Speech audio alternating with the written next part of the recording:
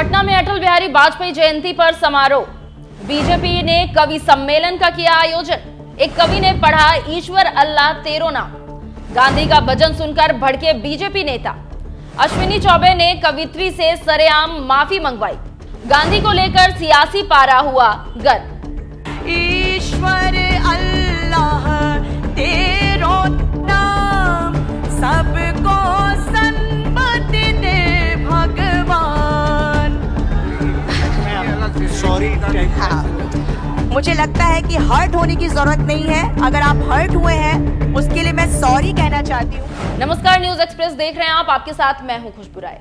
RSS की यह पहचान है कि वो भारत को एक हिंदू राष्ट्र के रूप में देखना चाहता है। आरएसएस को जानने वाले कहते हैं कि पुराने संविधान को नहीं मानता है और नया संविधान की वकालत करता है, लेकिन दूसरे तरीके से, और इसी से कांग्रेस और सेक्युलर पार्टियां इसका विरोध करते हैं। आरएसएस के पूर्व प्रमुख गोलवलकर और केसी सुदर्शन बार बार दोहरा चुके हैं कि हम इस संविधान को नहीं मानते हैं। ऐसे लाखों उदाहरण हैं, लेकिन हम ये बात आज नहीं करने वाले। बस आपको बताने वाले हैं कि ये कहानी अब कहां तक पहुंच गई है। ठीक इसी तरह की घटना अब पटना में हुई है, जहां अटल जन्म समारोह में एक कवित्री ने ईश्वर अल्लाह क्या पढ़ा। बीजेपी के नेता बौखला गए और कवित्री को मंच पर ही बेइज्जत कर दिया। यही नहीं, बीजेपी के नेताओं ने माफी मांगने पर कवित्री देवी को मजबूर किया। इसी को लेकर अब बवाल चल रहा है और गुस्साई प्रियंका गांधी ने बीजेपी को लताड़ लगाई है। बापू का प्रिय भजन गाने पर लोक गायिका को माफी मांगने पर किया गया मजबूर। दिखावे के लिए भाजपा नेता बापू को फूल चढ़ाते हैं, लेकिन असल में उनके प्रति कोई आदर नहीं है।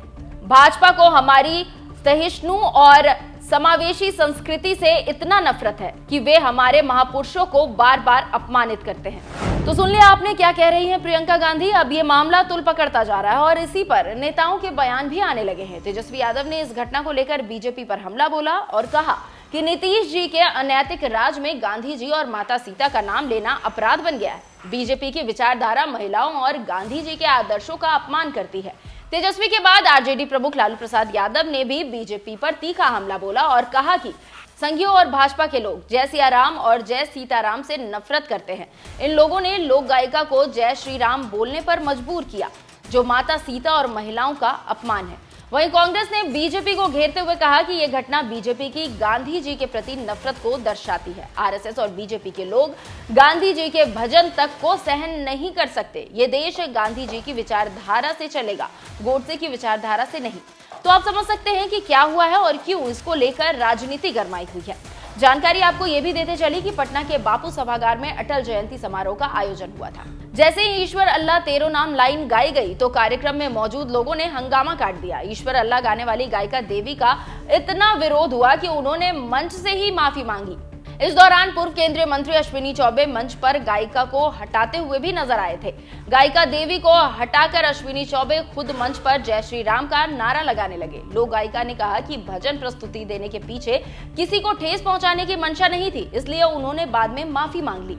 मंच पर उस समय 20 से ज्यादा लोग मौजूद थे। अंत में देवी ने सुप्रसिद्ध गायिका शारदा सिन्हा को याद करते हुए छठी मैया आई ना दुआरिया गाया और कार्यक्रम से चली गई। ये विवाद जैसे ही सोशल मीडिया पर आया, हंगामा खड़ा हो गया और गांधी के अपमान को जोड़कर पार्टी के नेताओं ने बीजेपी पर हमला करना शुरू कर दिया। इसी मुद्दे को भांपते हुए प्रियंका गांधी ने बीजेपी पर तीखा हमला बोला। अभी तक इस पर बीजेपी की तरफ से कोई प्रतिक्रिया नहीं आई है, लेकिन मुद्दा बड़ा बनता जा रहा है। देखना होगा कि आगे क्या होता है। ईश्वर अल्लाह तेरो नाम, सबको सन्मति दे भगवान। सॉरी। हाँ, मुझे लगता है कि हर्ट होने की जरूरत नहीं है। अगर आप हर्ट हुए हैं उसके लिए मैं सॉरी कहना चाहती हूँ।